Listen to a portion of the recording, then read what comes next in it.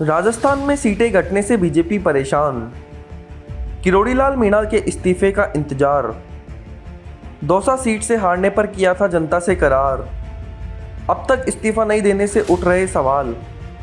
लोकसभा चुनाव 2024 के परिणाम आने के बाद राजस्थान में बीजेपी की सीटें घट गई। इससे बीजेपी में बवाल मचा हुआ है। आखिर कौन जिम्मेदार है, ये सवाल बार बार पूछा जा रहा है। राजस्थान के ग्रामीण विकास मंत्री ने कुछ सीटें जीतने का वादा करते हुए बार बार यह दोहराया था कि इन सीटों पर बीजेपी हारी तो मैं पद से इस्तीफा दे दूंगा, वापस भी नहीं लूंगा। सुनिए क्या कहा था किरोड़ीलाल मीणा ने। लेकिन सुन लो, अगर कन्हैयालाल हारा तो डॉक्टर किरोड़ीलाल नागरी में क्या कह जा रहा है, उसी दिन मंत्री पद छोड़ दूंगा। मेरे को पता ही धोखा नहीं है, मैं धोखा नहीं दूंगा। मैंने मेरी पार्टी से वादा किया था। और सड़क पर भी खड़ा हो जाओ, होने की मैं बताई तो सड़क पर खड़ा हो जाऊंगा। लेकिन मैंने जो वादा मेरे कन्हैयालाल से कर दिया या मोदी जी से कर दिया, उसके लिए चाहे मेरी शहीदी फिर हो जाए, मैं बलिदान देने के लिए तैयार हूँ। जो मैंने बयान दिया था वो प्रधानमंत्री जी से आने से पहले दिया था। महुआ में अगर इसे सीट में जीतता नहीं तो मैं मंत्री पद छोड़ दूंगा। जब प्रधानमंत्री जी यहाँ से वहाँ तक गए तो मेरे को अलग से बात की, 7 सीटों की लिस्ट पकड़ा दी।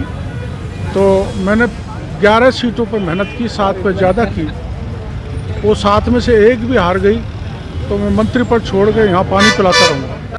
परिणाम आने के बाद विपक्ष यानी कांग्रेस ने बीजेपी पर निशाना साधना शुरू कर दिया है। कांग्रेस के प्रदेश अध्यक्ष गोविंद सिंह डोटासरा ने ट्वीट कर कहा, लोकसभा चुनाव के परिणाम सुखद है। एक मंत्री ने दौसा सीट हारने पर इस्तीफा दे रहे हैं। सुनिए परिणाम आने के बाद क्या बोले गोविंद सिंह डोटासरा। मैं जितना जानता हूँ वो बात के धनी है। उन्होंने कह दिया मैं इस्तीफा दूंगा और वापस भी नहीं लूंगा। ये भी बोल, मेरे को तो ये लग रहा है, जो मैं पूरी तरह के आश्वस्त हूँ कि किरोड़ीलाल मीणा जो कह देता है वो थूक के नहीं चाटता है जी। इसलिए वो पक्का इस्तीफा देगा और वापस भी नहीं लेगा। ये मैं जितना जानता हूँ।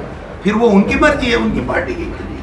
मैं उस झगड़े में क्यों पढ़ूँ? लेकिन मैं ये कहता हूँ कि किरोड़ीलाल जो मीणा जो कहते हैं वो करते हैं। बहरहाल राजस्थान में बीजेपी की सीटें घटने से सत्ता और संगठन को लेकर सवाल उठने शुरू हो गए हैं। जिम्मेदारी पर मंथन भी होने लगा है।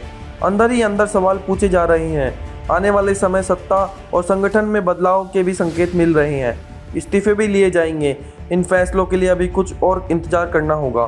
खासखबर.com के लिए सत्येंद्र शुक्ला की रिपोर्ट।